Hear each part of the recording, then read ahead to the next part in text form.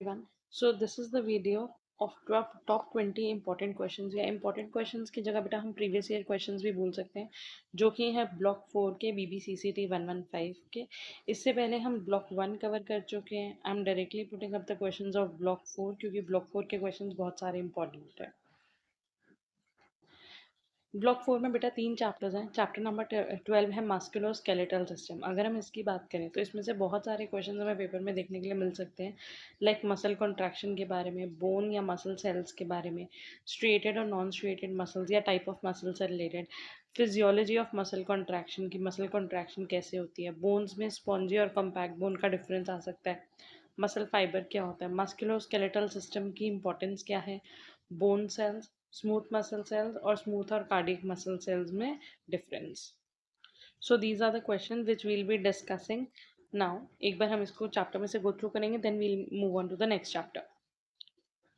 सो अगर हम स्टार्ट करें बायोलॉजिकल सिग्निफिकेंस वाला टॉपिक बेटा पहले है biological significance of मस्कुलो skeletal system. जो हमारा मसल और स्केलेटल सिस्टम है, मतलब मसल्स और बोन्स मिलके हमारी बॉडी के अंदर क्या इंपॉर्टेंस रखते हैं।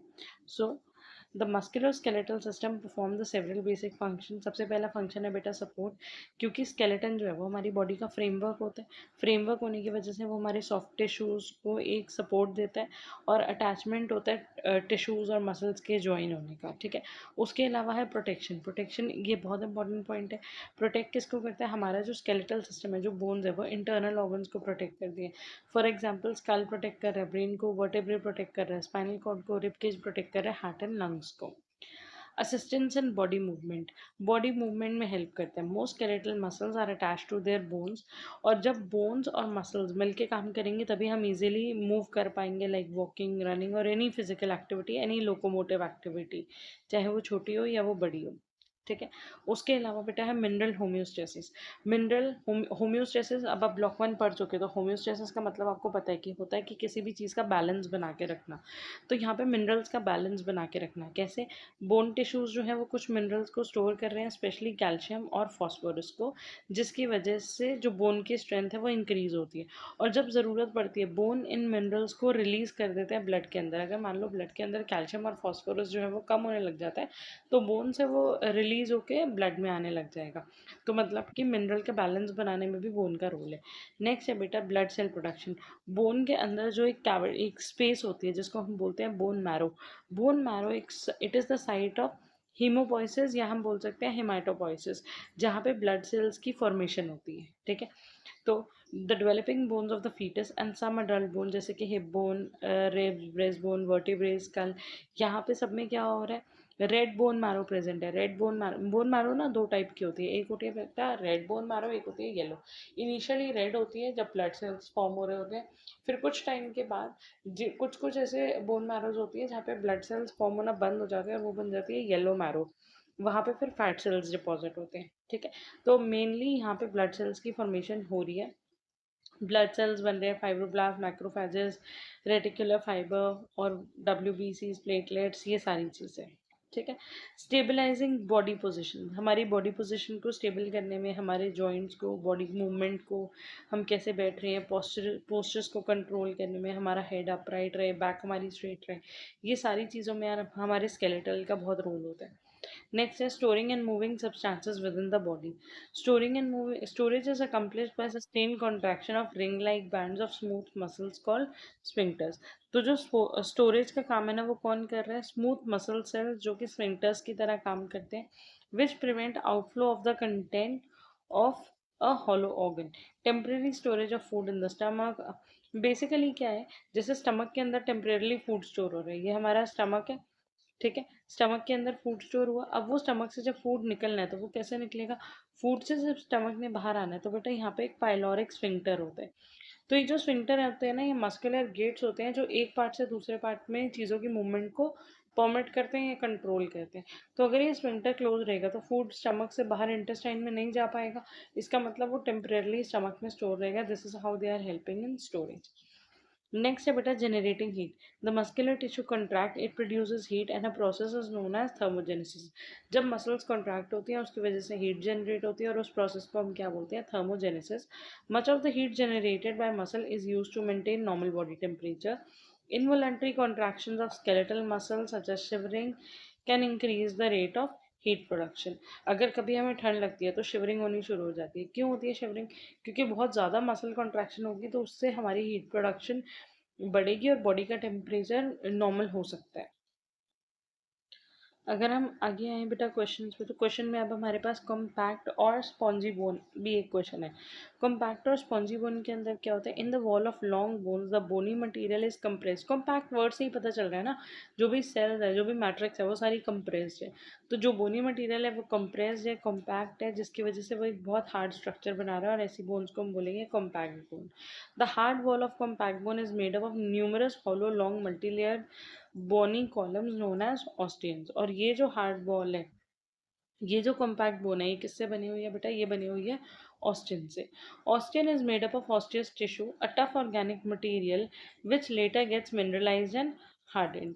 तो ऑस्टिन जो है, मतलब ये जो कॉम्पैक्ट बोन थी, ये किससे बनी है? ऑस्टियन से। ऑस्टियन किससे बने? ऑस्टियस टिश्यू से। ऑस्टियस टिश्यू जो होता है वो बेसिकली जिलेटिनस और कोलेजन फाइबर से बना हुआ होता है, लेकिन लेटर ऑन वो मिनरलाइज हो जाता है, उस पर कैल्शियम वगैरह डिपॉजिट होने लग जाता है, जिसकी वजह से वो हार्ड हो जाता है।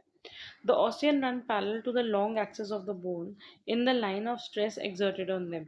Each multilayered osteon column is made up of concentric layers of lamellae arranged through a central channel.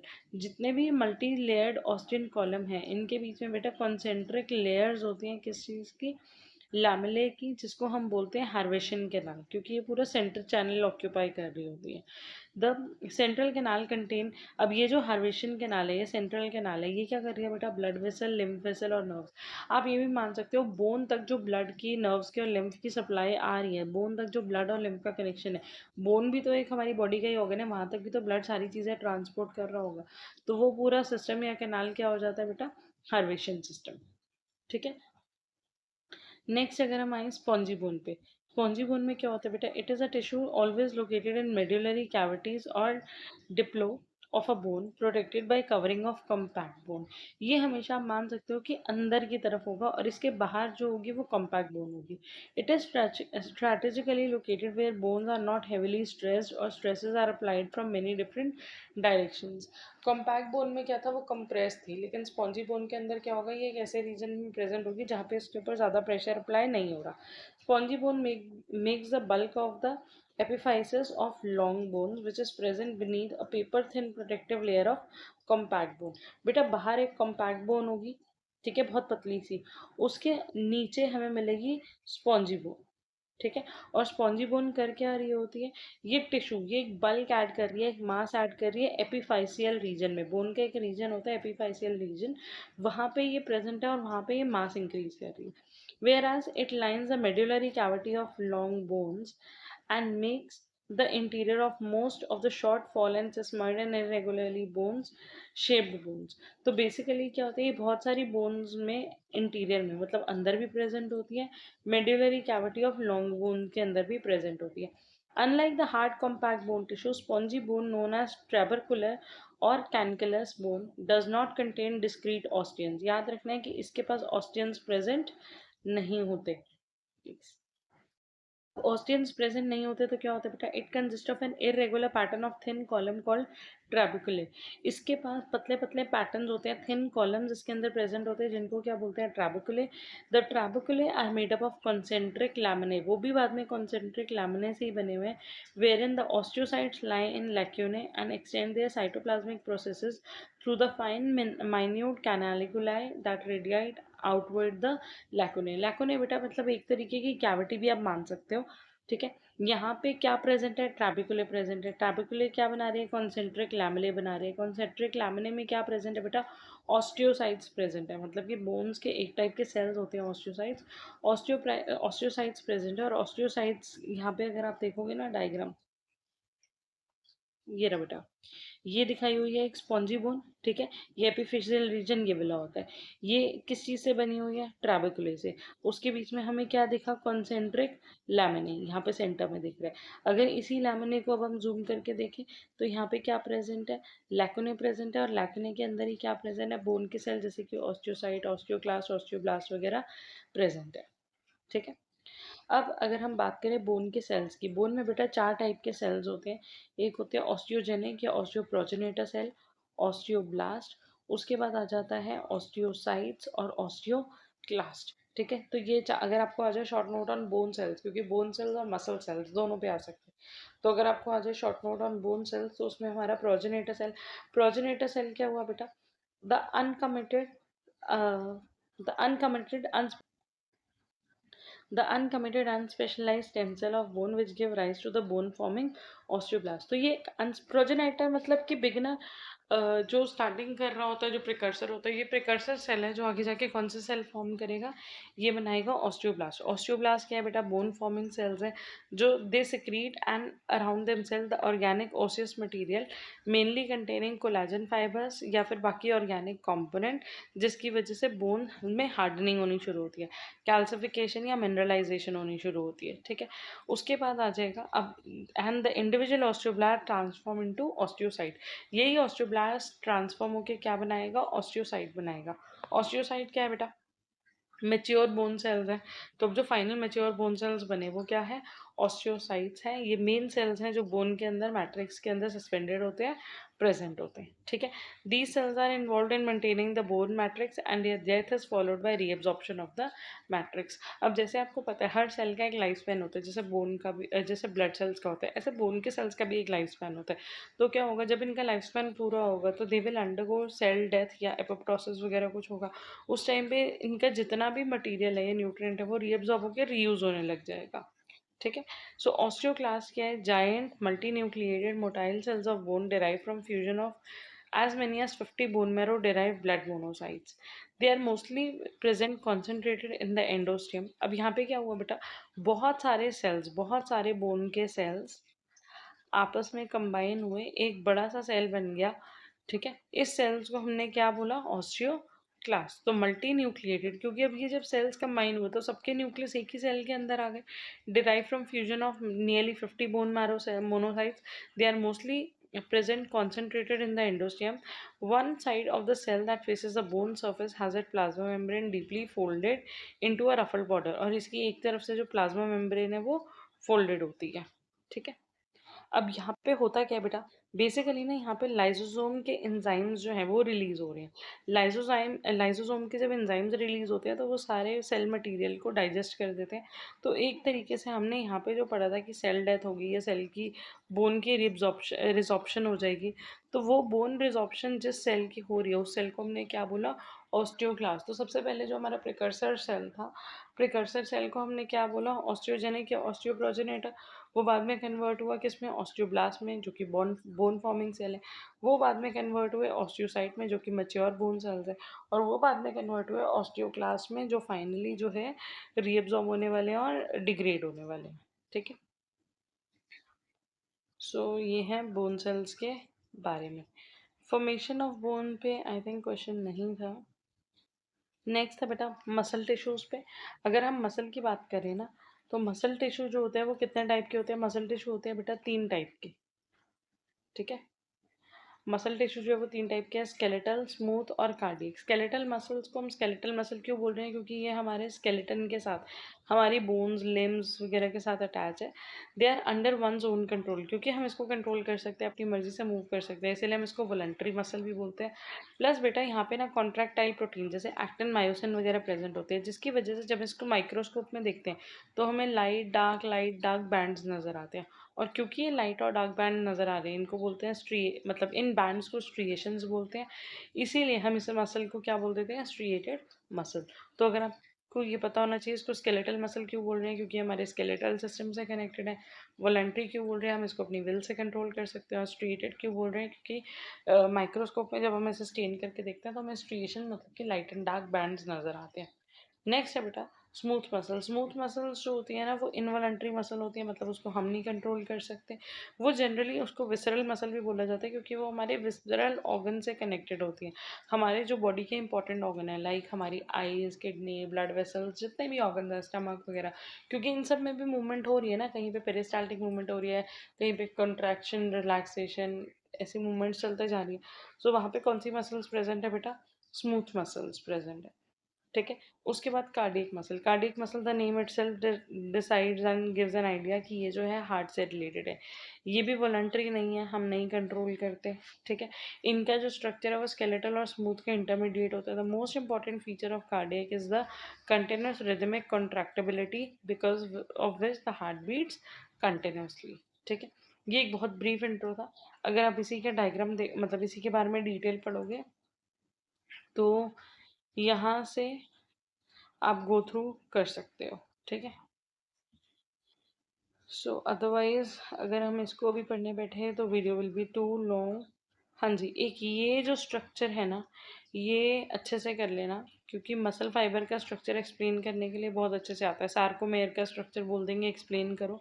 Sarcomere का स्ट्रक्चर जो है वो बहुत इंपॉर्टेंट है, एंड आई गेस कि आप लोगों ने करा हुआ होगा 11th या 12th में। इसके अंदर बेटा एक जो सार्कोमेयर होता है, एक सार्कोमेयर लाई करता है यहाँ एक जेड डिस्क से दूसरी जेड डिस्क, या हम इसको जेड लाइन भी बोलते हैं। यहाँ पे आप देखोगे एक आई बैंड है और बीच में ए बैंड है। आई बैंड जो होता है बेटा वो लाइट होता है, ए बैंड जो होता है वो डार्क होता है। आई बैंड में अगर आप देखोगे ना सिर्फ एक ही लाइन आ रही है। ठीक है। ए बैंड के अंदर क्या हो रहा है, बीच में एक और लाइन आ रही है। ठीक है। तो यहाँ पे अगर आप देखो यहाँ पे दो दो लाइंस आ रही है, तो दोनों type of muscle contractile protein जो है वो प्रेजेंट है, जिसकी वजह से ये ए बैंड है और ये डार्क है। ठीक है। और जहाँ पे सिर्फ एक ही टाइप का मसल प्रोटीन प्रेजेंट होगा उसको क्या बोलेंगे, I band. So when under electron microscope, an oblique section of myofibrils show both A and I band, arrangement of thin and thick myofilament in hexagonal pattern. They are arranged in such a manner that myosin filament contact with six actin filament. एक myosin कितने के साथ contact कर रही है, six actin filaments के साथ contact में present है। ठीक है। इसका structure के बारे में आई थिंक यहाँ ऊपर है। ये each myofibril is made up of several repeating unit, जिसको हम बोलते हैं सार्कोमेयर। तो बेटा जेड लाइन से जेड लाइन तक का जो पार्ट है ना, वो एक सार्कोमेयर है, ऐसे रिपीट होते जा रहे हैं। The striated appearance is due to repeating bands of actin and myosin.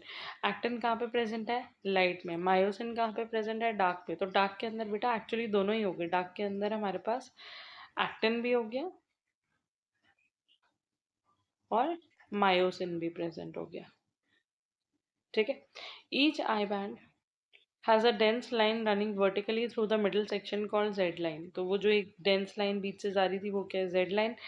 Z line जो है वो border होता है सार्कोमेयर का। तो एक सार्कोमेयर जो है वो दो कंजिक्यूटिव Z डिस्क के बीच में प्रेजेंट होता है, जिसके अंदर एक आई बैंड आ रहा होता है और दो हाफ, सॉरी, एक ए बैंड आ रहा होता है और दो हाफ आई बैंड आ रहे होते हैं। अगर आप यहाँ पे डायग्राम देखोगे बेटा, एक सेकेंड पहले ये इरेज करते हैं। हाँ जी, अगर आप देखो बेटा, एक जेड लाइन है ये से यहाँ से यहाँ तक। ठीक है। इसको कलर चेंज करते हैं। यस, एक जेड लाइन यहाँ से लेकर यहाँ तक आ रही है। इसके बीच में जो आई बैंड आ रहा है बेटा, ये पूरा बैंड ए बैंड आ रहा है, और आई बैंड जो है वो सिर्फ साइड पे प्रेजेंट है। ठीक है। तो it consist of complete A band and two half I bands.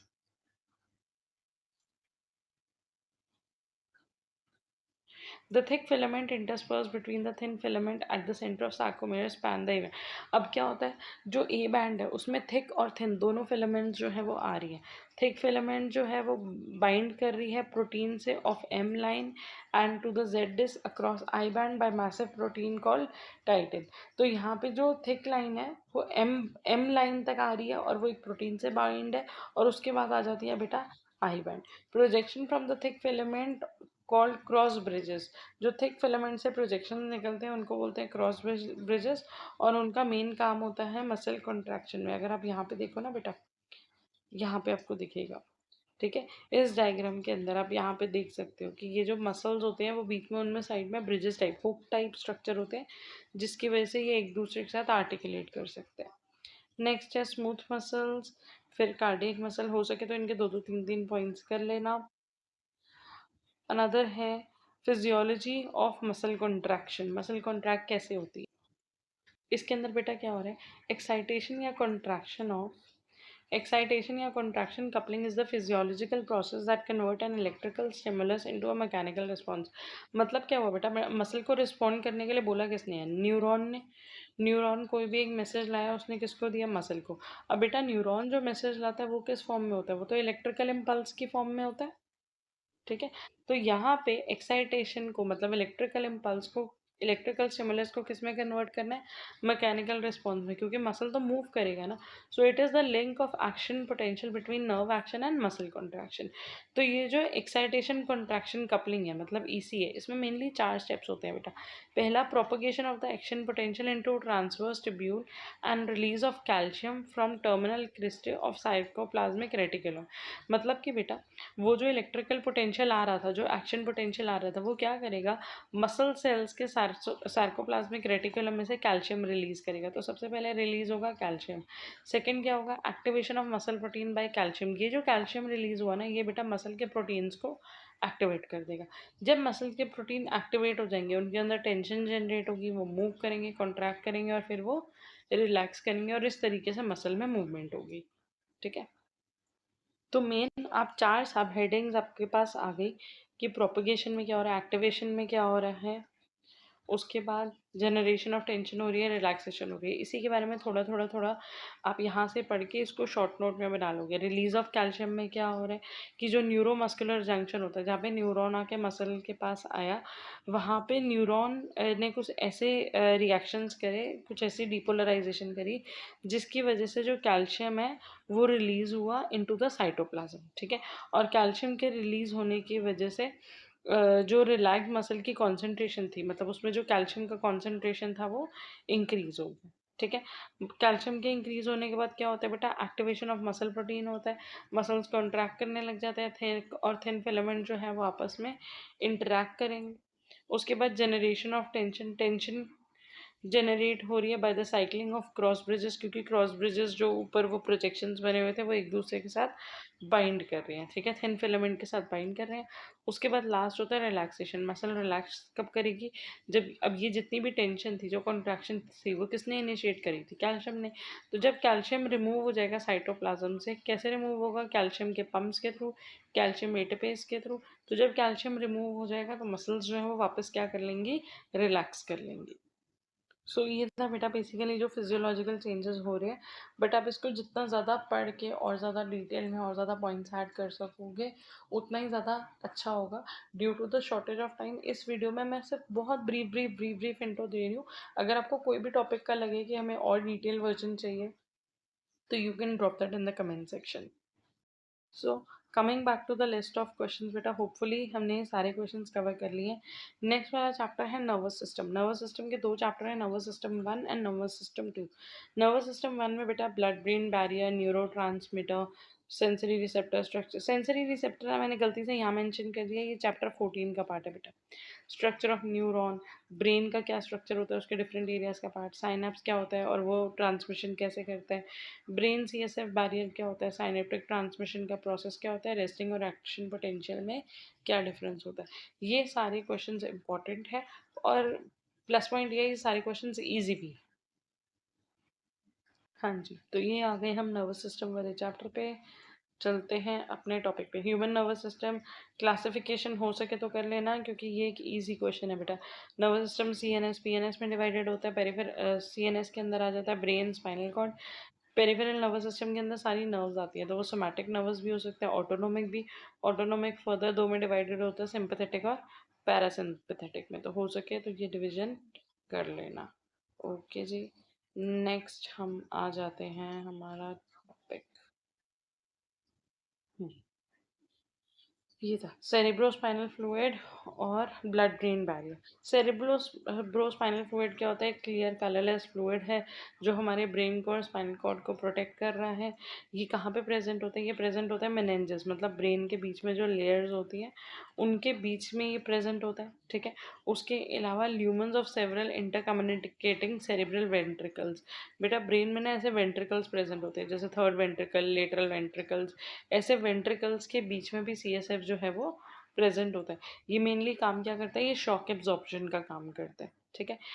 इसके अंदर वाटर, प्रोटीन, इलेक्ट्रोलाइट्स, ग्लूकोज वगैरह ये सारी चीज़ें प्रेजेंट होती हैं। Brain nearly 500 ml of C S F बनाता है पर डे, ठीक है।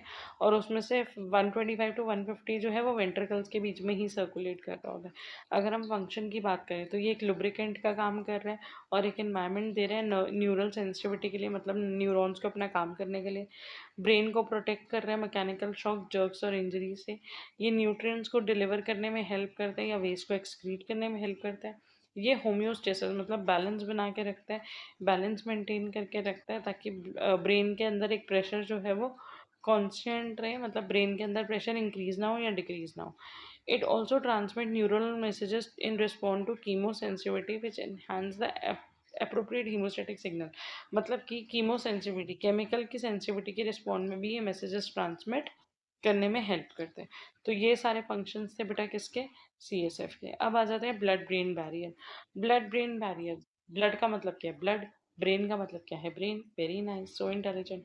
तो ब्लड ब्रेन बैरियर मतलब ब्लड और ब्रेन के बीच में बैरियर, पार्टीशन, एक लेयर, एक सेपरेशन कौन सी है बेटा, so it is a barrier that separate brain tissue from blood cells. अब यहाँ पे क्या क्या चीज़ें प्रेजेंट है, यहाँ पे प्रेजेंट है बेटा एंडोथीलियल, यहाँ पे प्रेजेंट है बेसल मेम्ब्रेन और एस्ट्रोसाइट्स। ठीक है, ये जो लेयर आपको बीच में दिखी, ये लेयर क्या हो गई बेटा, एंडोथीलियल। यहाँ पे सेल्स क्या प्रेजेंट है, एस्ट्रोसाइट्स। और उसके बीच में, एक second let me erase what I have drawn, हाँ जी, उसके बीच में यहाँ ये जो येलो पार्ट आपको दिख रहा है ना, ये क्या है, बेसल मेम्ब्रेन। ठीक है, तो बेसिकली यहाँ पे आ गया हमारे पास क्या क्या चीज़ें, एंडोथीलियल सेल्स आ गए बेटा, एंडोथीलियम प्रेजेंट है, एस्ट्रोसाइट्स प्रेजेंट है और बेसल मेम्ब्रेन प्रेजेंट है, जो ब्लड को और ब्रेन को सेपरेट कर रही है, उसके बीच में एक बैरियर का काम कर रही है। अब it is a semi permeable structure allowing only selected molecules to enter the brain and then act as a gatekeeper। ये उस लेयर की तरह है जो कंट्रोल करती है कि ब्लड से क्या चीज़ें निकल के ब्रेन में आएंगी और स्टॉप करती है हार्मफुल चीज़ों को या टॉक्सिन्स को ब्रेन के अंदर एंटर होने से। ये तो था ब्लड ब्रेन बैरियर। उसी तरह बेटा एक और चीज़ हमारे पास आनी थी, BCSFB, that means blood cerebro spinal fluid barrier. अब इस नाम से भी आप समझो, ब्लड का मतलब ब्लड, सेरिब्रो स्पाइनल फ्लूइड मतलब जो अभी हमने पढ़ा था सीएसएफ, और उन दोनों के बीच का बैरियर। तो यहाँ पे बेटा ब्लड है और यहाँ पे हमारे पास प्रेजेंट है सेरिब्रो स्पाइनल फ्लूइड, और उसके बीच में ये प्रेजेंट है बैरियर। बैरियर में क्या होगा बेटा, यहाँ पे होंगे एंडोथीलियम, जैसे वहाँ पे प्रेजेंट थे, बेसल मेम्ब्रेन मतलब बेसमेंट मेम्ब्रेन, वहाँ पे सेल्स प्रेजेंट थे अभी ब्लड ब्रेन बैरियर में, एस्ट्रोसाइट्स। यहाँ पे सेल प्रेजेंट है बेटा कोरोइड सेल्स। प्लस यहाँ पे आप देखोगे ये जो सेल्स है ना, ये एक दूसरे के साथ बहुत टाइटली पैक्ड होते हैं, इनके बीच में टाइट जंक्शंस प्रेजेंट होते हैं ताकि ये एक दूसरे के टाइट रहें और इनके बीच में से चीज़ें पास ना हो सके। प्लस यहाँ पे फिंगर लाइक प्रोजेक्शंस आपको माइक्रोवेलाई दिख रहे हैं। माइक्रोवेलाई जो है वो इंक्रीज करते हैं सरफेस एरिया एब्जॉर्प्शन के लिए। यहाँ से कोई भी चीज़, क्योंकि ब्लड से सीएसएफ में या सीएसएफ से ब्लड में कुछ चीज़ें तो ट्रांसपोर्ट हो रही है ना, तो वो अच्छे से एब्जॉर्ब हो जाए, जल्दी एब्जॉर्ब हो जाए, उसके लिए माइक्रोवेलाई प्रेजेंट है। ठीक है, so as the name suggests, the blood brain cerebrospinal fluid, so the blood cerebrospinal fluid barrier separate the CSF and blood. ये कंप्राइज करता है कोरोइड एपिथेलियल सेल से, बेसल मेम्ब्रेन से और एंडोथेलियल सेल से। कोरोइड सेल्स जो होते हैं वो एक दूसरे के साथ ज्वाइन होते हैं बाय टाइट जंक्शन, ताकि एक बैरियर बन जाए ब्लड और CSF के बीच में। माइक्रोविलाई प्रेजेंट होते हैं CSF वाली साइड पे। ठीक है, ये बैरियर अलाउ करता है सिलेक्टिव पैसेज ऑफ न्यूट्रिएंट को, कुछ ही चीज़ों को CSF अंदर आने देगा, ब्लड से अब्जॉर्ब करेगा और वेस्ट को रिमूव करके ब्लड के अंदर वापस भेज देगा। ठीक है जी। अब आ जाते हैं structure of neuron. Structure of neuron में ये है न्यूरॉन का डायग्राम। न्यूरॉन के स्ट्रक्चर में क्या क्या होता है बेटा, सेल बॉडी होता है, ये पूरा क्या है, सेल बॉडी है, इसके अंदर है न्यूक्लियस। ये जो आगे फिंगर लाइक प्रोजेक्शन है ये है डेंड्राइट। एक लॉन्ग प्रोजेक्शन को क्या बोलते हैं, एक्सॉन। यहाँ पे इसकी एंडिंग्स होती हैं, इनको क्या बोलते हैं, एक्सॉन टर्मिनल। उसके अलावा यहाँ पे बीच में सेल्स प्रेजेंट है, दीज आर श्वान सेल्स। अगर हम एक एक्सॉन बनाए उसमें बेटा ऐसे माइलिन शीथ प्रेजेंट होती है, क्या प्रेजेंट होती है, माइलिन शीथ किसी किसी में। ठीक है, और जहाँ नहीं होती, जहाँ पे एक गैप है, उसको क्या बोलेंगे बेटा, नोड ऑफ रैनवियर। उसके अलावा यहाँ पे न्यूक्लियस प्रेजेंट होता है जिसको बोलते हैं श्वान सेल। ठीक है, माइलिन शीथ का काम क्या होता है, अगर माइलिन शीथ प्रेजेंट होगी ना तो नर्व इम्पल्स जो है ना वो ऐसे करके ट्रांसमिट करेगा। ठीक है, जंपिंग ट्रांसमिशन या सॉल्टेटरी, तो ये ना नर्व इम्पल्स की ट्रांसमिशन की स्पीड को इंक्रीज कर देता है। लेकिन हर न्यूरॉन पे माइलिन चाहिए तो ऐसा ज़रूरी नहीं है, नॉन माइलिनेटेड न्यूरॉन्स भी प्रेजेंट होते हैं, उनमें जो कंडक्शन होता है वो कंपैरेटिवली स्लो होता है। ठीक है, तो आई थिंक ये वाला क्वेश्चन आप लोगों ने बाकी सब्जेक्ट में भी करा होगा, ईजी है, cell body, dendrite, axon and Schwann cell, you can do it. Next है बेटा मेम्ब्रेन पोटेंशियल। मेम्ब्रेन पोटेंशियल में क्वेश्चन हमारे पास आया हुआ है कि बताओ रेस्टिंग पोटेंशियल क्या होता है, और बताइए कि एक्शन पोटेंशियल क्या होता है। ठीक है, तो आ जाते हैं रेस्टिंग पोटेंशियल पे। A neuron at rest does not transmit any impulse that is electrically charged. जो न्यूरॉन है वो क्या करती है, इलेक्ट्रिकल इम्पल्स ट्रांसमिट करती है, मतलब मैसेजेस जो भेज रही है वो इलेक्ट्रिकल इम्पल्स की फॉर्म में। लेकिन कभी कभी बीच बीच में न्यूरॉन रेस्ट पे भी आती है जब वो कोई मैसेज ट्रांसफर नहीं कर रही, तो उस टाइम पे वो इलेक्ट्रिकली चार्ज नहीं है। The axonal membrane is comparatively more permeable to potassium and nearly impermeable to sodium. तो जो एक्सोन की मेम्ब्रेन है वो पोटेशियम के लिए तो परमिएबल है, पोटेशियम को तो इजीली मूव करने देगी, लेकिन सोडियम को मूव नहीं करने देगी और नेगेटिवली चार्ज प्रोटीन को मूव नहीं करने देगी। जो एक्सोप्लाज्म है, मतलब कि जो एक्सोन का साइटोप्लाज्म है उसमें हाई कॉन्सेंट्रेशन ऑफ पोटेशियम होता है। मतलब बेटा ये हमारे पास है एक न्यूरॉन, ठीक है, ये हो गया एक्सॉन। एक्सॉन के अंदर क्या ज़्यादा प्रेजेंट होगा, एक्सॉन के अंदर ज़्यादा प्रेजेंट होगा।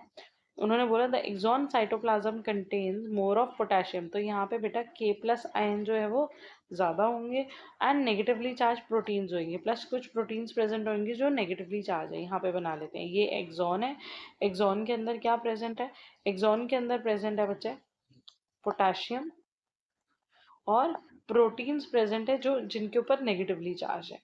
ठीक है, and low concentration of Na और Cl, Na और Cl अंदर कम होते हैं, तो हम इसीलिए Na और Cl को क्या करते हैं, सिर्फ बाहर बनाएंगे, ताकि हमें ये समझ में आए या हमें ये याद रहे कि बाहर जो है, एक सेकेंड, बाहर जो है Na ज़्यादा है और Cl माइनस भी ज़्यादा है। ठीक है, दोनों तरफ एक्चुअली दोनों तरफ पोटेशियम भी प्रेजेंट है बाहर, अगर हम आउटसाइड देखें, और ये है इनसाइड द न्यूरॉन, दोनों साइड पोटेशियम यहाँ भी प्रेजेंट होगा, बाहर भी प्रेजेंट होगा, बट मैंने अंदर इसलिए मार्क करा, जस्ट आपको याद रखना पोटेशियम अंदर ज़्यादा होता है, सोडियम बाहर ज़्यादा होता है। ठीक है, चलिए जी। While opposite in the case of fluid outside the axon, axon के बाहर जो है वो उल्टा हो जाएगा। उन्होंने कहा अंदर पोटेशियम ज़्यादा है, नेगेटिवली चार्ज प्रोटीन ज़्यादा है, सोडियम और क्लोराइड कम है। जो बाहर एक्सॉन के बाहर देखेंगे तो कॉन्सेंट्रेशन ऑपोजिट होगी। As a result sodium tend to diffuse into the axoplasm. अब बाहर अगर सोडियम ज़्यादा है बेटा तो सोडियम अंदर आने की कोशिश करेगा, ठीक है, और पोटेशियम अगर अंदर है तो अंदर से बाहर जाने की कोशिश करेगा। The active transport of ion is assisted by sodium potassium pump. ये जो ट्रांसपोर्ट होता है ये एक्टिव होता है, मतलब एटीपी खर्च होता है।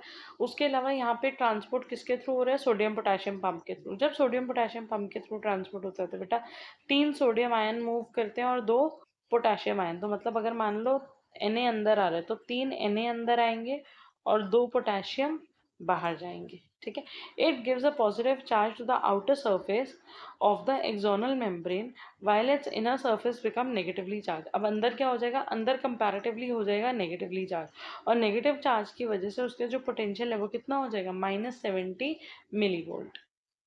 नहीं नहीं नहीं बच्चे, यहाँ पे एक चीज में थोड़ा सा उल्टा हो गया। हाँ जी, इसके अंदर क्या होगा बेटा, सोडियम जाएगा बाहर, 3 सोडियम बाहर जाएंगे, 2 पोटेशियम अंदर आएंगे। अब आप सोचो, अगर 3 सोडियम बाहर जा रहे हैं और 2 पोटेशियम अंदर आ रहे हैं तो कंपैरेटिवली पॉजिटिवली चार्ज बाहर ज्यादा जा रहा है ना, तो बाहर की तरफ आउटसाइड क्या होगा, पॉजिटिव, इनसाइड क्या होगा, नेगेटिव, इसलिए अंदर का जो चार्ज है वो कितना हो रहा है, -70 मिलीवोल्ट। ठीक है, तो ये था हमारा रेस्टिंग पोटेंशियल, जिसको हम पोलराइजेशन भी बोलते हैं, कि जब वो रेस्ट पे है वो नर्व इम्पल्स ट्रांसफर नहीं कर रहा। नॉर्मली अंदर पोटेशियम ज़्यादा होता है, बाहर सोडियम ज़्यादा होता है, एक्टिव ट्रांसपोर्ट होगा। अब एक्टिव ट्रांसपोर्ट हो रहा है ना, एक्टिव ट्रांसपोर्ट का मतलब क्या होता है, एनर्जी खर्च हो रही है, और एनर्जी बेटा तभी खर्च होती है जब अगेंस्ट द कॉन्सेंट्रेशन ग्रेडियंट, क्योंकि यहाँ पे सोडियम पहले से ज़्यादा है और हम और सोडियम को बाहर भेज रहे हैं, इसलिए क्या है, एक्टिव ट्रांसपोर्ट हो रहा है, किसके थ्रू हो रहा है, सोडियम पोटेशियम पंप के थ्रू हो रहा है। 3 सोडियम बाहर जाएंगे, 2 पोटेशियम अंदर जाएंगे, इसकी वजह से अंदर एक नेगेटिवली चार्ज आ जाएगा, और वो चार्ज कितना होगा, -70 मिलीवोल्ट। तो ये वैल्यू भी याद रख लेना कि रेस्टिंग पोटेंशियल पे वैल्यू ये होती है। नेक्स्ट है बेटा depolarisation, the nerve stimulus above the threshold open the sodium channel. अब एक्शन पोटेंशियल में क्या होगा, नर्व इम्पल्स ट्रांसपोर्ट होना शुरू हो जाएगा। जब नर्व इम्पल्स ट्रांसपोर्ट होना शुरू हो जाएगा तो जो सोडियम चैनल है वो खुल जाएगा। जैसे ही सोडियम चैनल खुलेगा, the membrane at one side become freely permeable to sodium, causing the rapid influx and the reversal of polarity. अब क्या होगा बेटा, सोडियम चैनल खुल गया तो सोडियम बहुत जल्दी जल्दी एक्सॉन के अंदर, बाहर सोडियम ज़्यादा था, सोडियम कहाँ आना शुरू हो गया, अंदर। अब पॉजिटिव चार्ज अंदर आता जा रहा है ना, तो ये जो नेगेटिव चार्ज -70 मिली वोल्ट था, इसकी वैल्यू धीरे धीरे पॉजिटिव एंड की तरफ शिफ्ट होने लग जाएगी, मतलब पोलैरिटी जो है वो रिवर्स होने लग जाएगी। The electric potential difference between the plasma membrane at depolarised side is called action potential. तो जब ये डीपोलराइजेशन होती है, जब ये आयंस ट्रांसफर हो जाते हैं, तो तब जो पोटेंशियल होता है, इलेक्ट्रिक पोटेंशियल होता है, उसको क्या बोलते हैं, action potential. Gradually, the current flow from depolarized side to the neighboring polarized side, वो depolarized से दूसरे polarized वालों की तरफ जाना शुरू कर देगा।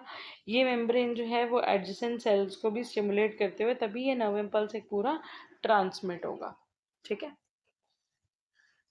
उसके बाद एक थर्ड स्टेज भी आ जाती है बेटा, वो पढ़ लो, रीपोलराइजेशन। रीपोलराइजेशन में क्या होता है, सोडियम पोटेशियम पंप एक्टिवेट हो जाता है, सोडियम को, क्योंकि अब जो एक्शन पोटेंशियल था उसके अंदर क्या हुआ बेटा, सोडियम अंदर एक्यूमुलेट हो गया, उस सोडियम को वापस बाहर भी तो भेजना है ताकि वही साइकिल दोबारा शुरू हो जाए। तो अब जो जितना सोडियम अंदर आया है उसको बाहर भेजना है और पोटेशियम को अंदर लाना है ताकि रेस्टिंग पोटेंशियल को रीस्टोर कर सके। तो इस स्टेप को क्या बोलते हैं, repolarisation. Within a fraction of a second, potassium diffuses outside the membrane, restores the resting potential at the site of excitation, और रिस्पॉन्स हो जाता है, ये मतलब रिस्पॉन्सिव हो जाता है नेक्स्ट इम्पल्स को रिसीव करने के लिए, तो ये वापस रेस्टिंग पोटेंशियल पे आ जाता है। तो ये बेटा आपको डायग्राम दी हुई है, आप यहाँ से करो या कोई इजी डायग्राम डाउनलोड करो, वो it is up to you. Synapse transmission बहुत आसान है। साइनैप्स क्या होता है बेटा, ये एक न्यूरॉन है, लास्ट में आएंगे एक्सॉन टर्मिनल, यहाँ पे डेंड्राइट। अगर आप इस इमेज को ध्यान से देखने की कोशिश करो, सेकेंड, हाँ जी, तो यहाँ पे आपको दिख रहा होगा कि बेटा ये जो दोनों है वो कनेक्टेड है, मतलब कि इसका एक्सॉन टर्मिनल और ये जो डेंड्राइट है वो आपस में कनेक्टेड है।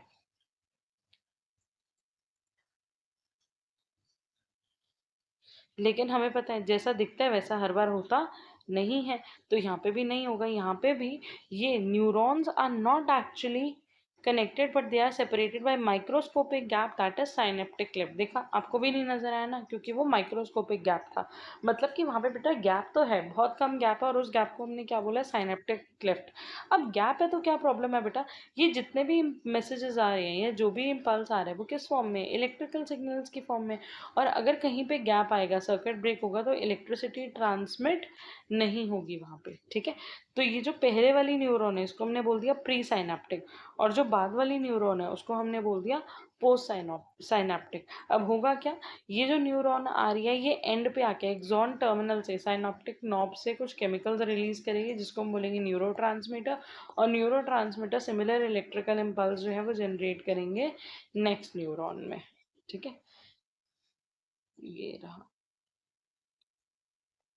तो यहाँ से आप देख सकते हो, axon and dendrites carry electrical signal generated by sodium potassium की वजह से जो भी सिग्नल्स हो रहे थे, the process by which the information is carried across the synapse is called synaptic transmission. ये यूनिडायरेक्शनल है, रैपिड प्रोसेस है, मतलब एक ही डायरेक्शन में जा रहा है, बैकवर्ड नहीं आ सकता।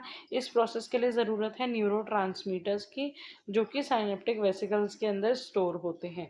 So when the action potential reaches the pre synaptic terminal, जब एक्शन पोटेंशियल नर्व इम्पल्स एक न्यूरॉन के एंड तक आएगा, वहाँ से इलेक्ट्रिकल मैसेज जो है वो कन्वर्ट हो जाएगा केमिकल में। Action potential depolarize the presynaptic membrane and releases the entry of and results in the entry of calcium ion in the pre synaptic knob. मतलब कि क्या होता है बेटा, यहाँ पे कौन एंटर हो जाता है, कौन रिलीज हो जाता है, कैल्शियम आ जाता है। कैल्शियम जब इंक्रीज करेगा तो वो रिलीज करेगा न्यूरो को। तो जब यहाँ पे कैल्शियम आया तो कैल्शियम के आने से क्या हुआ, न्यूरो रिलीज हुए, और जब न्यूरो रिलीज हुए तो वो डिफ्यूज होकर नेक्स्ट न्यूरॉन में चले जाते हैं, और नेक्स्ट न्यूरॉन पे जाके वो एक सिमिलर इलेक्ट्रिक पोटेंशियल जो है, एक्शन पोटेंशियल जो है वो जनरेट कर देते हैं।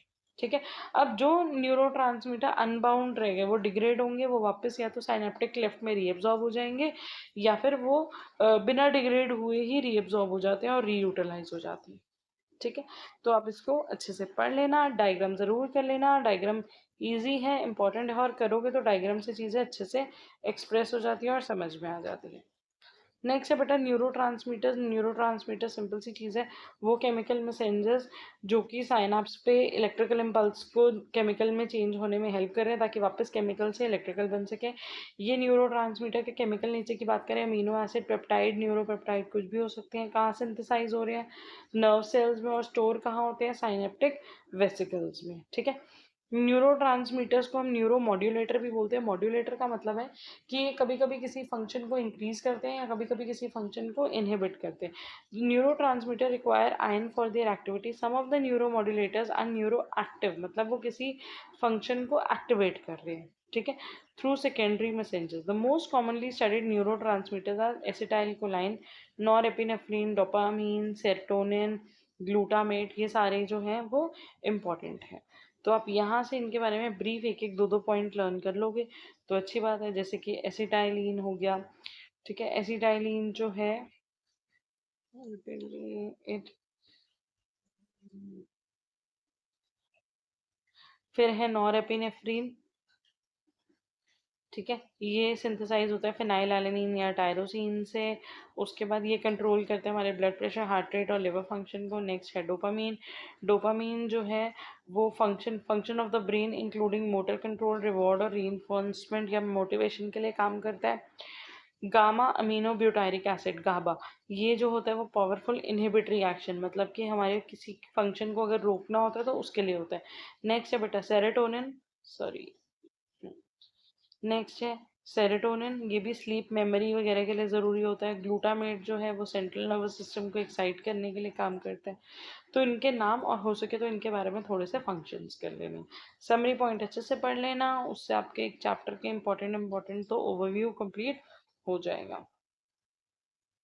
ठीक है, अब चलते हैं नेक्स्ट चैप्टर पे और देखते हैं पहले नेक्स्ट चैप्टर के क्वेश्चन। नेक्स्ट चैप्टर है बेटा नर्वस सिस्टम का सेकंड वाला चैप्टर, जिसमें हमें करने हैं न्यूरल डिसऑर्डर्स, डिफरेंट एरियाज जो ब्रेन को लर्निंग या मेमोरी में हेल्प करते हैं। मेमोरी क्या होती है, 4 स्टेजेस ऑफ स्लीप साइकिल क्या होती है, overview of learning and memory in humans. और हाँ जी, एक चीज़ और, सेंसरी रिसेप्टर, जिसको मैंने प्रीवियस चैप्टर में मेंशन कर दिया था, हमने यहाँ पे वो भी देखना है। ठीक है, तो सबसे पहले हमारा सेंसरी रिसेप्टर। ये रिसेप्टर का मतलब क्या होता है बेटा? रिसेप्टर का मतलब वो सेल, वो हमारा पार्ट जो किसी भी चीज़ को रिसीव कर रहा है ना। हमने कुछ गर्म या ठंडा हमें टच हुआ तो वो हमारी स्किन को पता चलेगा, तो उसने रिसीव करे, तो मतलब वहाँ पे क्या है, रिसेप्टर प्रेजेंट है। कोई आसपास फ्रेगनेंस थी या स्मेल थी, वो हमारे नोज ने डिटेक्ट करी है, क्यों? क्योंकि वहाँ पे रिसेप्टर प्रेजेंट है। So basically sensory receptors are the nerve endings. Receptor क्या है? वो नर्व एंडिंग्स जो प्रेजेंट है ह्यूमन बॉडी के अंदर, जो इन्फॉर्मेशन को रिसीव कर रही है। अब ये इन्फॉर्मेशन कहाँ से हो सकती है? इंटरनल भी हो सकती है, जैसे कि ब्लड प्रेशर का इंक्रीज होना, पेन होना, या एक्सटर्नल भी हो सकती है, जैसे कोल्ड, हीट, स्मेल वगैरह। और ये इन्फॉर्मेशन को कन्वर्ट कर देती है किसमें? इलेक्ट्रोकेमिकल सिग्नल्स में, ताकि ब्रेन तक मैसेज जा सके थ्रू नर्व इम्पल्स, मतलब इलेक्ट्रिकल इम्पल्स। तो सेंसरी रिसेप्टर्स क्या कर रहे हैं? बेसिकली इन्फॉर्मेशन रिसीव कर रहे हैं। अब ये मेनली कहाँ होते हैं? सेंस ऑर्गन, जैसे स्किन, आईज, ईयर, नोज और माउथ पे। और इनके बेसिस पे, नाम के बेसिस पे कि ये क्या फंक्शन कर रहे हैं, उसके बेसिस पे इन रिसेप्टर्स का नाम भी अलग अलग होता है। ठीक है, फॉर एग्जाम्पल गस्टेटरी रिसेप्टर्स उन्हें बोलेंगे जो माउथ में प्रेजेंट है और टेस्ट को डिटेक्ट कर रहे हैं। उसके अलावा हम बोल सकते हैं फोटो रिसेप्टर्स जो आइज में प्रेजेंट है और लाइट को डिटेक्ट कर रहे हैं। ठीक है, उसके अलावा बेटा फोनो ऑल्फैक्टरी रिसेप्टर्स होते हैं जो स्मेल को डिटेक्ट कर रहे हैं। फोटो रिसेप्टर्स जो लाइट को, फोनो रिसेप्टर्स जो साउंड को डिटेक्ट करते हैं। ठीक है, तो ऐसे अलग अलग रिसेप्टर्स क्या हो गए, सारे हैं सेंसरी रिसेप्टर्स। अगला इंपॉर्टेंट क्वेश्चन है बेटा स्लीप या स्लीप साइकिल, क्योंकि स्लीप साइकिल का क्वेश्चन आई थिंक मैंने 2 या 3 प्रीवियस ईयर पेपर्स में देखा है कि वो प्रेजेंट है। स्लीप क्या है? बेसिक ह्यूमन नीड, वो एसेंशियल होती है गुड हेल्थ के लिए, फंक्शनिंग ऑफ ब्रेन के लिए, ताकि हमें एक रिलैक्समेंट मिले। स्लीप का जो टाइम होता है वो नियरली 7 to 9 आवर्स का होता है। ठीक है, ये when the darkness falls eyes directly inform the biological clock of the body, that is the pineal gland present in the brain. तो बेसिकली पाइनियल ग्लैंड जो है वो एक हार्मोन रिलीज करता है, मेलेटोनिन, जो कि डिराइव है ट्रांसमीटर सेरोटोनिन से, and this is a slip related chemical transmitter जो कि स्लीप को इंड्यूस करता है। अगर हम आते हैं मेन 4 स्टेजेस ऑफ स्लीप पे, स्लीप की बेटा फर्स्ट 3 स्टेजेस जो होती हैं वो होती है non rapid eye movement, NREM, या क्वाइट स्लीप, हमारी हल्की फुल्की नींद है। जो लास्ट स्टेज होती है स्टेज 4, वो बहुत active rapid eye movement sleep होती है, वो हमारी डीप स्लीप की साइकिल होती है। ठीक है, तो अगर हम स्लीप साइकिल की बात करें, फर्स्ट स्टेज जो है बेटा वो ट्रांजिशन पीरियड है बिटवीन वेकफुलनेस एंड स्लीप, मतलब हम थोड़े थोड़े उठे हुए हैं और थोड़े थोड़े नींद में। सेकंड स्टेज जो है उसमें हमारी बॉडी और ज़्यादा स्लो हो जाती है, we are less aware of the surrounding, अब हम थोड़ा सा हमारी नींद गहरी हो रही है, हमें आसपास के बारे में इतना नहीं रियलाइज हो रहा। स्टेज 3 जो है is a period of deep sleep, any noises और एक्टिविटी इन द सराउंडिंग में फेल टू डिस्टर्ब यू। उसके बाद we are in much deeper sleep जिसमें हमें आसपास का कुछ भी नहीं पता चल रहा। And last the fourth stage is a more deeper, लेकिन उसमें क्या होता है, now we are in the dreaming state, हमारी बॉडी जो है वो टेम्परेली पैरालाइज, मतलब we are not moving, but हमारी आइज की मूवमेंट बहुत ज़्यादा है, क्योंकि हमने यहाँ पे देखो पढ़ा है ना, फोर्थ स्टेज के अंदर रैपिड आई मूवमेंट है, आइज की मूवमेंट बहुत ज़्यादा है, क्योंकि ये एक जोन है जिस टाइम में maybe we are into our dreams and we are dreaming something, जिसकी वजह से हमारी आइज में रोटेशन नजर आ रही है। ठीक है, तो ये हो गई बेटा स्टेज 1 लाइट स्लीप की, जो जिसमें हमारी मसल ब्रेन और आई एक्टिविटी स्लो हो जाती है। स्टेज 2 आई मूवमेंट और मसल एक्टिविटी स्टॉप हो जाती है, बॉडी स्लो डाउन हो जाती है। स्टेज 3 ब्रेन प्रोड्यूस करता है स्लो डेल्टा वेव्स, स्लीपर में बी डिसओरिएंटेड इफ वीकेंड, मतलब ये इतनी डीप स्लीप है कि अगर इस पीरियड के बीच में कोई पर्सन उठेगा तो वो थोड़ा सा इम्बैलेंस सा होगा। ठीक है, फोर्थ है REM, जिसमें रैपिड आई मूवमेंट हो रही है, यहाँ पे हमारा हार्ट ब्रीदिंग और ब्लड प्रेशर जो है वो इंक्रीज हो जाता है, हमारी बॉडी टेम्परली पैरालाइज होने का मतलब है कि वी आर नॉट मूविंग, हमारी we are in another zone, we are in our dream zone. ठीक है, एवरी स्लीप साइकिल जो है वो 90 to 120 मिनट्स, या आप कह सकते हो एक ट्रेडिशनली 90 मिनट्स की होती है। ठीक है, स्लीप एक कॉम्प्लेक्स और डायनेमिक प्रोसेस हमारी बॉडी का, जो उसको ब्रेन कंट्रोल करता है। डिफरेंट स्ट्रक्चर्स ऑफ ब्रेन जो है वो मिलके साथ में काम करते हैं स्लीप वेक साइकिल को कंट्रोल करने के लिए। और वो पार्ट्स कौन कौन से हैं, वो पार्ट्स ये सारे हैं, पाइनल ग्लैंड, ठीक है, सेरिबेलम, मेडुला ऑब्लोंगेटा, पॉन्स और पिट्यूटरी ग्लैंड, ये सारे मिलके हमारी बॉडी की स्लीप वेक साइकिल को। अब ये इंपॉर्टेंट क्यों है बेटा, यहाँ से आपने ये चीज़ समझ ली कि हमारी जो स्लीप साइकिल है वो कितनी देर की है, मान लो 90 मिनट की। इसका मतलब क्या हुआ बेटा, कि हमें सिर्फ 90 मिनट सोना चाहिए, या हमारी नींद सिर्फ 90 मिनट नहीं। इससे हमें ये पता चलता है कि हमें जो अपना सोने या उठने का टाइम है वो इस मल्टीपल ऑफ 90 में शेड्यूल करना चाहिए। ठीक है, 90 मिनट में मतलब कि बेटा 1.5 आवर्स। ठीक है, तो हमें अपना स्लीप टाइम ऐसे नहीं रखना चाहिए कि मैं 5 घंटे में उठ जाऊंगी, नहीं वो गलत है, या मैं 8 घंटे में उठूंगा, नहीं वो भी गलत है। मल्टीपल ऑफ 1.5 देखो, 1.5 घंटा, 1.5 आवर, इसका डबल हो गया 3, ट्रिपल हो गया 4.5, 6, 7.5 या 9 आवर्स। तो मतलब 6 आवर्स का रखो, 7.5 का रखो, 9 का रखो, इससे क्या होगा, आपकी एक स्लीप साइकिल कंप्लीट हो रही है, फिर सेकंड कंप्लीट हो रही, फिर थर्ड कंप्लीट हुई, फोर्थ, फिफ्थ। तो अगर आप सोच लो कि आप 6 आवर्स में 6 आवर्स सोओगे और 6 आवर्स के बाद उठोगे, तो दैट मीन्स आप जब उठोगे तो आप अपनी स्टेज 4 कंप्लीट कर चुके हो, तो जब स्टेज 4 कंप्लीट कर चुके तो उस टाइम आपको उठने में आसानी होगी। ठीक है, this is how sleep cycle help. अब यहाँ पे ब्रेन के पास जो जो स्लीप साइकिल में हेल्प कर रहे हैं, दैट इज थैलेमस, हाइपोथैलेमस, फिर उसके बाद है बेटा ब्रेन स्टेम और पाइनियल ग्लैंड। ठीक है, तो इनके बारे में हो सके तो एक एक दो दो पॉइंट्स लर्न कर लेना। उसके बाद आ जाता है बेटा learning and memory. Learning and memory is a mysterious and inequitable property of our life. There is no single component of brain that is involved in learning or memory. Learning और memory ऐसा नहीं है कि हमने, मतलब ऐसा brain में कुछ है नहीं कि ये चीज़ ब्रेन में प्रेजेंट है तो हम लर्न कर लेते हैं, मेमोरी कर लेते हैं, नहीं। Learning is a process of acquiring new information. Learning का मतलब क्या है, हमें कोई न्यू इन्फॉर्मेशन मिली, हमने उसे ग्रास्प करा, उससे कुछ सीखा। ठीक है, तो ये एक साइकोलॉजिकल कॉन्सेप्ट है। मेमोरी क्या है, मेमोरी मतलब परसिस्टेंस ऑफ लर्निंग, जो हमने सीखा वो हमें मेमोराइज रहा, वो हमें याद रहा टिल अ लेटर टाइम, कि अगर बाद में भी हम किसी को बता रहे हैं तो वो चीज़ हमें पता है, that is memory. Learning then has an outcome and we refer to that as memory. तो हम कह सकते हैं कि लर्निंग का ही आउटकम क्या है, memory. To put it another way, learning happens when a memory is created और is strengthen by repetition. Learning से मेमोरी कब बनेगी, अगर हम किसी चीज़ को स्ट्रेंथन कर रहे हैं, और स्ट्रेंथन कैसे कर रहे हैं, रेपिटेशन से। आपने कोई चीज़ सीखी, फॉर एग्जाम्पल अभी आप ये लेक्चर वीडियो देख रहे हो, आप जो समझ रहे हो दैट इज अ लर्निंग, लेकिन वो आपको याद रहेगा, उसके लिए आपको क्या करना पड़ेगा, रेपिटेशन। रेपिटेशन का मतलब है उसी चीज़ को आपको बार बार रिकॉल करना पड़ेगा या रिवाइज करना पड़ेगा। तो लर्निंग मतलब लर्निंग न्यू थिंग्स। ठीक है, लर्निंग इज नॉट रट्टा मारना वाली learning. Learning means learning new things, and memorising means रट्टा मारना वाली चीज़, कि वो हमें याद रहे। तो लर्निंग को अगर हम रिपीट करेंगे तो वो स्ट्रेंथन हो जाएगी और हमारी मेमोरी बन जाएगी। This need not involve the conscious attempt to learn. Learning can occur and performance can improve simply from more exposure to the information. जितना ज़्यादा हम उस चीज़ को बार बार सुनेंगे, देखेंगे या प्रैक्टिस करेंगे, जितना हमें एक्सपोजर मिलेगा, हमें वो खुद से लर्न हो जाएगी और मेमोराइज हो जाएगी। ठीक है, Think about your brain as central computer that control all the body function. It regulates our thinking, learning, remembering and communication. ये कंट्रोल करता है हमारी सारी चीज़ों को. ब्रेन के अंदर बेटा चार पार्ट है मेन: सेरिब्रम, डाइनसेफेलॉन, ब्रेन और brain stem sorry and cerebellum. ठीक है, ये मिलके कंट्रोल कर रहे हैं हमारी मेंटल और फिजिकल एक्टिविटी. उसके अलावा इस पैराग्राफ में बताया हुआ है कि बेटा ब्रेन के अंदर अलग अलग लोब्स होती हैं जिनका अलग अलग काम होता है. ये आप एक बार रीड करोगे. I am moving on to the main point यहाँ पे. हाँ जी, the main brain areas involve in learning and memory are. Learning और मेमोरी में ब्रेन के तीन कौन से इंपॉर्टेंट पार्ट है: हिपोकैम्पस, एमिगडाला और सेरिबेलम. हिपोकैम्पस एक क्रिटिकल रीजन है जो लर्निंग और मेमोरी में हेल्प करता है. ये कंट्रोल करता है फॉर्मेशन ऑफ न्यू मेमोरीज को. एमिगडाला एक बहुत ही छोटा सा स्ट्रक्चर है हमारे ब्रेन में जो इन्हांस करता है मेमोरीज को, उनको इमोशंस के साथ रिलेट करके. और सेरिबेलम जो है वो हमारा लिटिल ब्रेन है, छोटा दिमाग बोल सकते हैं. ये एक बहुत इंपॉर्टेंट रोल प्ले करता है लर्निंग प्रोसेस में और मेमोरी में.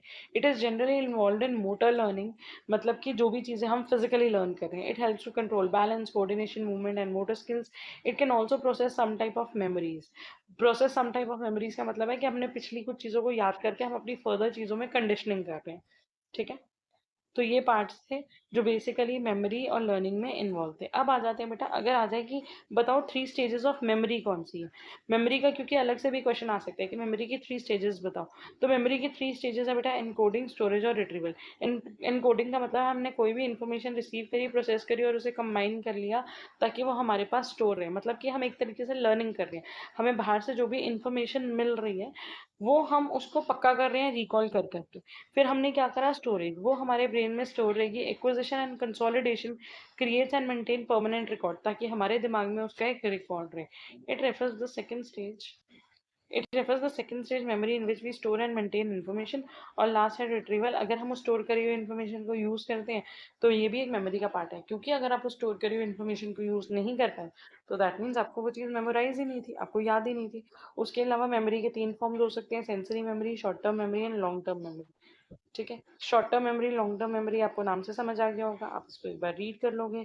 हम फटाफट से गो थ्रू कर लेते हैं. सेंसरी मेमोरी है is the memory of the stored information that we collected from our sense organ. हमने जो देखा, जो सुना, जो हमने स्मेल करा, उसके बेसिस पे हमारे दिमाग में जो मेमोरी है. फॉर एग्जाम्पल, बहुत अच्छा मौसम है, मुझे बारिश की खुशबू आई, उससे मुझे याद आ गया ओ पिछले साल बारिश में ऐसा हुआ था. तो मतलब कि जो भी चीज़ें हमें एक स्मेल से या किसी साउंड से मुझे कोई मेमोरी आ रही है या विजन से कोई मेमोरी आ रही है, so that is sensory memory. Last topic है बेटा न्यूरल डिसऑर्डर्स. न्यूरल डिसऑर्डर्स मतलब कि वो डिसऑर्डर्स जो होते हैं एबनॉर्मल फंक्शनिंग या defective functioning of brain, spinal cord या किसी नर्व्स की वजह से. ठीक है, अब इसमें वैसे देर आर फ्यू एग्जाम्पल्स जो कि हो सकते हैं. A few neural disorders like meningitis, Huntington's disease, muscular dystrophy, spina bifida, Parkinson's disease, dementia, Alzheimer, stroke होना, epilepsy, brain tumour.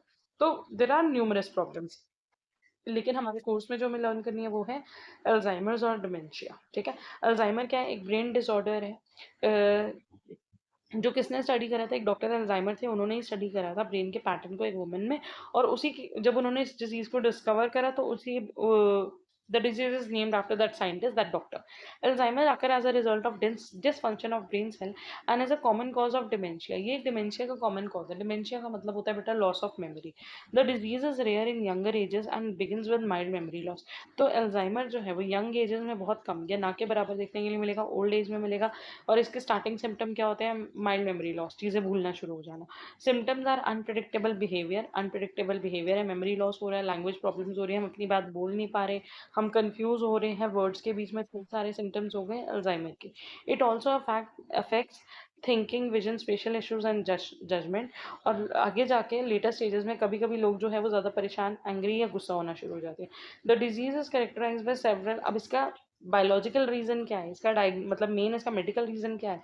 The disease is characterise by several abnormal clumps and tangled bundles of fibres in the brain. Brain के अंदर कुछ clumps और fibres के bundles बनने लग जाते हैं. क्यों बन रहे हैं? Due to the accumulation of amount of amyloid beta protein. Amyloid beta, alpha beta, A beta एक प्रोटीन होता है, वो अक्यूमुलेट होने लग जाता है. और उसके एक्यूमुलेशन की वजह से जो प्लेट्स और टैंगल्स बन रहे हैं वो नर्व सेल्स को डिसरप्ट कर रहे हैं. और ये डिस्ट्रप्शन एंड ट्रांसमिशन जो हो रहा है वो मैसेजेस में हो रहा है. ब्रेन के सारे पार्ट तक मैसेजेस अच्छे से नहीं पहुंच पा रहे, या ब्रेन से मसल और टिश्यू तक मैसेज नहीं पहुंच पा रहे, जिसकी वजह से ब्रेन के सेल्स जो है वो श्रिंक होना शुरू कर देते हैं. ठीक है, एंड दिस इज अल्जाइमर्स। उसके बाद आ जाता है बेटा डिमेंशिया। डिमेंशिया वैसे तो एक तरीके का it is like memory loss, हम चीज़ें मतलब कोई भी पर्सन चीज़ें भूल रहा है या उसकी याददाश्त चली गई, वो डिमेंशिया। नॉर्मली हम सोच के चलते हैं कि ओल्ड एज में तो ये नॉर्मल है, but no, dementia is not normal. Ageing के साथ loss of memory is not normal. Okay, dementia is deterioration of cognitive function, thinking, remembering and reasoning. It is a general term used for loss of memory, thinking and problem solving. मतलब कि याददाश्त नहीं है, या memory नहीं है, या फिर हम सोच नहीं पा रहे, या हमारे पास प्रॉब्लम सॉल्विंग हमें नहीं समझ में आ रहा क्या करना है, तो ये सारे करेक्टरिस्टिक डिमेंशिया के। It affects the patient's ability to function normally. People suffering from mild dementia faces difficulty in performing daily activities even, मतलब कि वो अपने रोजमर्रा के काम भी नहीं कर पाते। It is commonly observed in old age people and it is not a normal part of ageing. Dementia symptoms vary from different persons. This disorder is characterised by loss of connection of nerve cells with the brain. अब यहाँ पे reason क्या हुआ, किसी भी वजह से nerve cells का जो कनेक्शन है वो ब्रेन के साथ ब्रेक हो रहा है, टूट रहा है, जिसकी वजह से अब वो कनेक्शन टूटेगा तो इम्पल्सेस ब्रेन तक नहीं पहुंचेंगे। Though loss of nerve cell is a common occurrence as person age, dementia patient lose nerve cells at a much rapid rate. अब उसमें उन्होंने बोला बेटा कि जो लॉस ऑफ नर्व सेल्स का जो कनेक्शन है, मतलब जो कनेक्शन नर्व सेल्स का ब्रेन के साथ ब्रेक हो रहा है, ये एजिंग के साथ एक नॉर्मल प्रोसेस है जो होता है। तो फिर डिमेंशिया में क्या है, डिमेंशिया में ये जो कनेक्शन है वो बहुत ज़्यादा स्पीड पे, बहुत ज़्यादा रेट पे खत्म हो रहा है। Symptom of dementia include memory loss, confusion, disturb judgement, difficulty in speeding, reading, writing, getting lost in a familiar neighbourhood, मतलब आसपास, घर के आसपास ही गए और रास्ता भूल गए, रिपीटेड क्वेश्चन, एक ही क्वेश्चन बार बार भूल रहे हैं, difficulty in completing normal daily task etcetera. All these are the characteristics of dementia. ठीक है, तो आपको डिमेंशिया और अल्जाइमर्स ये दोनों अच्छे से कर लेने। With this we are done with this block. Hope it helps you and thank you so much.